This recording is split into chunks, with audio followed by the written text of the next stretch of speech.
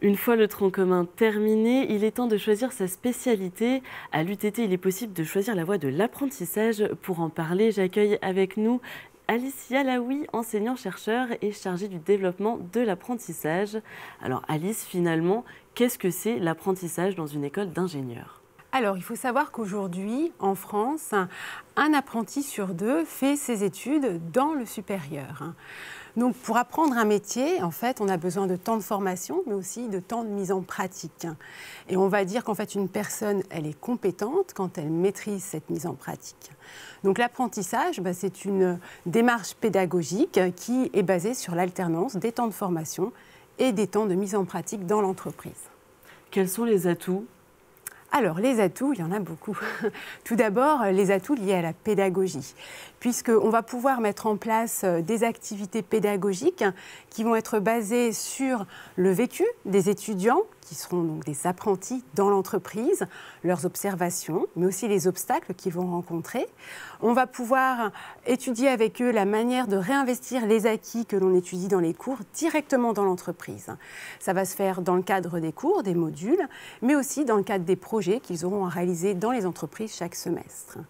Il y a aussi l'atout lié au fait qu'un apprenti, il va être encadré par un tuteur pédagogique qui est membre de l'équipe pédagogique de sa formation et aussi par un maître d'apprentissage en entreprise. C'est vraiment deux personnes qui vont l'accompagner tout au long de son parcours. Il va aussi bénéficier lors de sa recherche d'entreprise avant de débuter son apprentissage d'un accompagnement personnalisé pour essayer de trouver l'entreprise qui lui permettra de réaliser son projet professionnel. Et puis, être apprenti, c'est aussi avoir un certain nombre d'avantages, puisqu'on ne paye pas de frais de scolarité, on a une rémunération, puisque l'on est salarié pendant sa période d'apprentissage, et on a un certain nombre d'aides financières, notamment au permis de conduire ou pour l'acquisition d'un matériel informatique. Donc c'est vraiment un vecteur de diversité des publics, d'égalité des chances, et puis c'est vraiment favoriser l'insertion professionnelle. Toutes les branches ne sont pas ouvertes à l'apprentissage, malheureusement, à l'UTT. Quelles sont les branches concernées? Quelles sont les branches qui ne sont pas concernées, d'ailleurs, aussi? Et pourquoi, finalement? Alors, l'apprentissage à l'UTT dans les formations d'ingénieurs, ça date maintenant d'il y a plus d'une dizaine d'années, puisqu'il y a 10 ans, un peu plus de 10 ans, l'UTT a développé une première branche par apprentissage, la branche mécanique et matériaux. Donc, dans cette branche, l'alternance est basée sur 3 années. Donc, dès l'entrée en branche, à partir, si on a fait son TC après ces 2 années de tronc commun, en fait, l'étudiant est salarié et donc va avoir une alternance de période en entreprise et en formation. Et puis, devant la demande des entreprises et la demande aussi des étudiants, l'UTT a souhaité diversifier son offre de formation par apprentissage. Donc, à compter de la prochaine rentrée, de septembre 2023, 3 nouvelles spécialités d'ingénieurs vont être accessibles également à l'apprentissage. Donc, il s'agit des spécialités génie industriel et génie mécanique qui existent depuis la création de l'UTT, en fait, qui vont donc proposer un parcours celui-ci ne sera pas basé sur 3 années d'apprentissage, mais sur 2 années.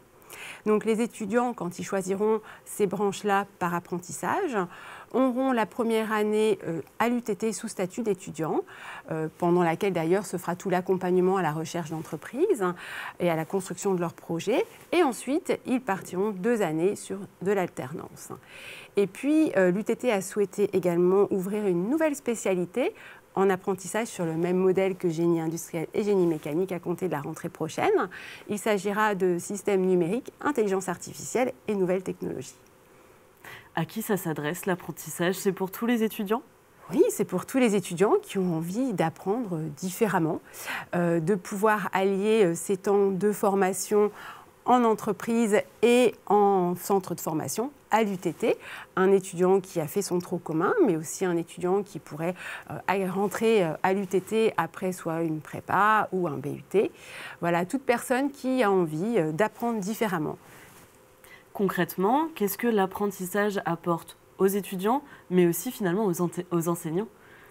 Mais je dirais une grande richesse, une grande pédagogie inclusive, si on peut dire, avec une grande variété d'activités pédagogiques qui vont vraiment pouvoir apprendre différemment, échanger sur ce vécu en entreprise et voilà, pouvoir diversifier tout cela.